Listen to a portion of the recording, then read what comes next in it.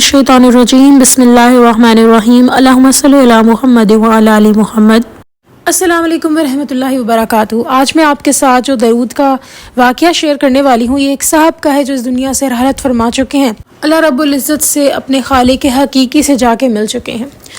उनकी तमाम ज़िंदगी अगर देखी जाए तो उन्होंने काफ़ी दरूद पढ़ने में गुजारी। ज़िंदगी में जो भी उन्होंने कमाया या किया वो सब तो बात की बात, लेकिन उनका जो वक्त वसाल था उसका कुछ आपके साथ शेयर करना चाहूँगी कि जब उनकी डेथ हुई तो उससे कुछ ही अर्सा पहले उनको एक बीमारी हुई और वो बीमारी बड़ी हल्की फुल्की सी रही और उसके बाद वो ख़त्म हो गई और वो बिल्कुल जैसे कहते हैं कि अच्छी हालत में चलते फिरते इस दुनिया से गए।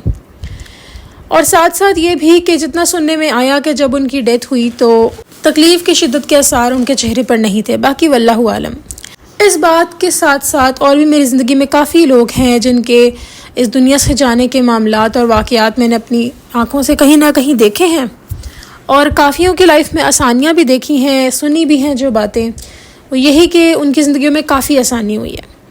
दरूद पाक पढ़ने वाले शख्स के लिए चलता फिरता जाना ये बहुत बड़ी एक कामयाबी है। अगर आप चाहते हैं कि आपको आजकल के ज़माने में जितनी बीमारियां निकल आई हैं अल्लाह माफ़ कर दे, और हमारी जो ख़ासकर डाइट है फिर वो प्योर नहीं है, चिकन प्रोटीन है लेकिन चिकन प्रोटीन के नाम पे कुछ नहीं है, उसकी सारी वो आर्टिफिशियल खुराकों से जो है वो चिकन जो है उसको बड़ा करते हैं और वो कहाँ से हमारे लिए बेनिफिशियल होगा। लेकिन अल्लाह ताला चाहे तो कुछ भी हो सकता है। तो यहाँ आप सबके साथ यही शेयर करना चाहती हूँ कि ज़िंदगी में पैसा कमा लें, ज़िंदगी में आप कुछ भी देख लें, आसाइशें देख लें, आराम देख लें, आपके बच्चे अच्छी पोजीशन पे चले जाएं, लेकिन अगर आपके पास सेहत नहीं होगी ना तो आप थक जाएंगे, टूट जाएंगे इन अदर वर्ड्स। और आपको होगा सेहत इतनी मिल जाए कि बस मैं कहीं सुकून से बैठूं तो मुझे तकलीफ़ ना हो। तो मेरा आप सबसे यही एक कह लें कि एक रिक्वेस्ट है कि प्लीज़ दरूद पाक की कसरत करें, फिर चाहे दरूद इब्राहिमी हो या कोई भी दरूद हो, कोशिश तो करें दरूद इब्राहिमी की कसरत करें। 313 दरूद इब्राहिमी पढ़ने वाले शख्स की ज़िंदगी में हर तरह मुश्किलात परेशानियों के लिए काफ़ी है। 313 को कसरत समझा जाता है। दरूद पाक आप जितना पढ़ेंगे अल्लाह रब्बुल इज़्ज़त आपके लिए आसानियों पे आसानियाँ करते चले जाएंगे। सेहत एक ऐसी नेमत है कि जब ख़त्म होती है तो बंदा कहता है कि हम कहाँ थे बैठे हुए, हमने अपनी सेहत का क्यों नहीं ख्याल किया। जब आँख ठीक होती है तो कदर नहीं होती, जैसे ही खुदा न ख्वास्ता कोई आँख के अंदर प्रॉब्लम आना शुरू हो जाती है बंदा परेशान हो जाता है। जब जिस्मानी तौर पे बंदा ठीक होता है, हल्की सी भी कहीं चोट लग जाए फिर बंदा सर पकड़ के बैठा होता है कि ये क्या हो गया, ये जो इतनी बहारें मेरे इर्द गिर्द हैं ये तो मैं देख ही नहीं, इंजॉय ही नहीं कर पा रही। आप खुद सोचें ना, खुदा ना ख्वास्ता किसी इंसान के बॉडी में हल्की फुल्की तकलीफ़ हो और वो किसी बड़ी अच्छी जगह बैठा हो तो क्या वो वहाँ इंजॉय कर पाएगा? बिल्कुल भी नहीं कर पाएगा। तो सेहत बहुत बड़ी नेमत है और इसका ख्याल आप चाहते हैं कि आप चलते फिरते इस दुनिया से जाएँ तो अल्लाह रब्बुल इज़्ज़त ने आपको एक सिंपल सा फार्मूला दे दिया है, वो है दरूद इब्राहिमी, दरूद पाक।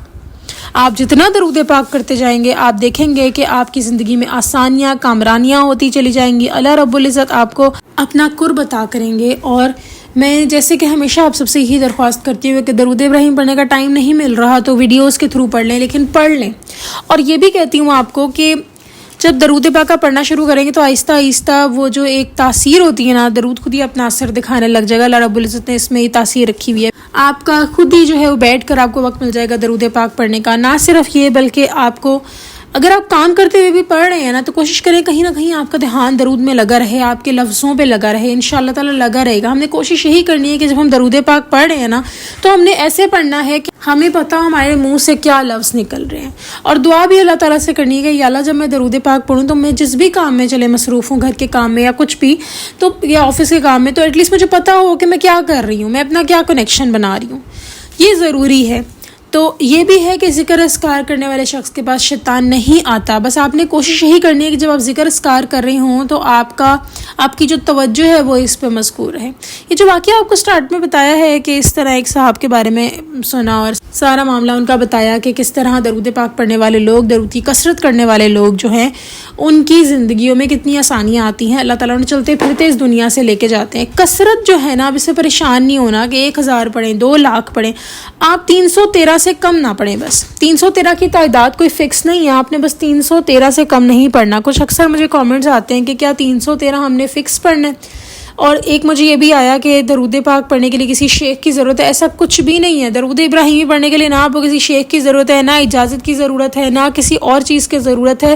یہ ٹھنڈا درود ہے، اس کی تاثیر ٹھنڈی ہے، آپ جتنا پڑھیں گے اتنا آپ کے اوپر اللہ رب العزت راز کھولتے چلے جائیں گے، آسانیاں ہوتی چلی جائیں گی، زندگی میں ہر مشکل پریشانی حل ہوتی چلی جائے گی۔ ایک اور بہن کا واقعہ سنا دیتی ہوں آپ کو۔ وہ کہتی ہیں کہ مجھے نہیں پتا کہاں سے میرے خرچے جو ہیں وہ ہو جاتے ہیں گھر کے، وہ راشن پانی خرچہ کرایہ وغیرہ جو سب گھر کے ایک آپ دیکھیں ضرورتیں ہوتی ہیں، وہ سب اللہ رب العزت نے انہیں توفیق دی ہوئی ہے کہ وہ کریں۔ تو وہ کہتی ہیں کہ وہ ساری چیزیں جو ہیں پتہ نہیں کیسے ہو جاتی ہیں، اکثر اوقات کہتی ہیں فضول خرچی بھی ہو جاتی ہے جو کہ غلط ہے، لیکن پھر بھی کہتی ہیں کہ اللہ رب العزت جو مال و دولت ہے اس سے میرے کام کروا دیتے ہیں سارے کے سارے، اور مجھے نہیں پتہ لگتا کہاں سے میرا کیسے معاملہ سیٹل ہو گیا، وہی تنخواہ ہے، وہی سب ہے، کیسے سارے کے سارے خرچے پورے ہو گئے، اللہ ہی جانتا ہے۔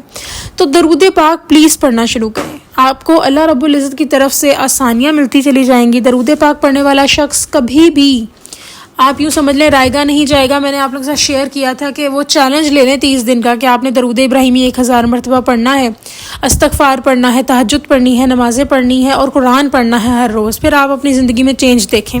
ذکر کرتے ہوئے یہی کوشش ہونی چاہیے کہ ہمیں پتہ ہو ہم کیا پڑھ رہے ہیں، ہمیں ایٹ لیسٹ اگر کبھی دھیان بٹ بھی جائے تو فوراً کچھ دیر بعد ہمارا دھیان واپس ہے، ہمیں پتہ ہو ہم کیا پڑھ رہے ہیں۔ اس کی تاثیر الگ ہے، اس کو کرنے سے بہت آسانیاں ملتی ہیں، اس میں کوئی شک نہیں ہے۔ کوشش کریں جب آپ درود پاک پڑھا کریں تو کسی ایسے کام میں انوالو نہ ہوا کریں جس سے آپ کا مائنڈ بہت زیادہ یوز ہو رہا ہے، جیسے کہ وہ کام جو ہماری روٹین کے ہیں جس سے ہمارا دماغ جو ہے وہ کرنے کا عادی ہے، جیسے کہ جب آپ پہلی دفعہ گاڑی چلانا سیکھ تو آپ کے لیے بڑا دھیان، ہر ایک چیز کے اوپر دھیان کرنا مشکل ہو جاتا ہے اور آپ ہر چیز کو بڑے دھیان سے کر رہے ہوتے ہیں، لیکن پھر کچھ ہی ٹائم بعد جب اللہ رب العزت آپ کو توفیق دیتے ہیں، گاڑی چلانا ایزیلی سیکھ لیتے ہیں، تو آپ پھر باتیں بھی کر رہے ہوتے ہیں، آپ کا دھیان کہیں اور ہوتا ہے، لیکن آپ کے باڈی اور مائنڈ کو پتہ ہے کہ اس نے کس طریقے سے چلنا ہے، گاڑی کو کہاں ٹیکل کرنا ہے۔